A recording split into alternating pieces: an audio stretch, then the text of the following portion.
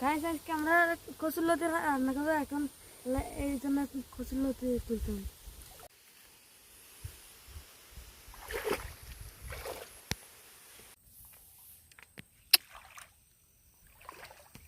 দেখেন ধান ধরে চাল জ্বালায় ধান খেত সব নষ্ট হয়ে গেছে। দেখেন এই জন্য কচু খেত হয়ে গেছে।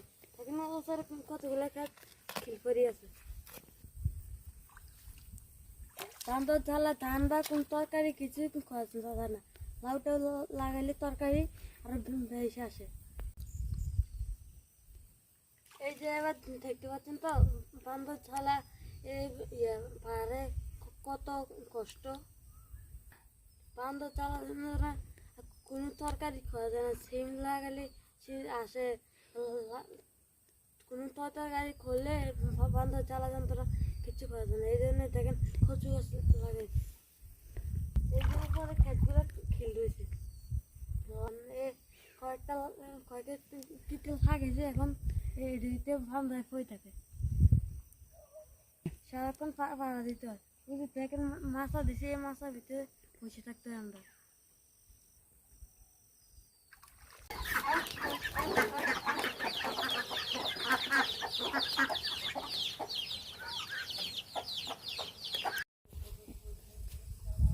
গাইস আমি এখন দেখাবো পুকুরে কিভাবে জাপ দিতে হয়।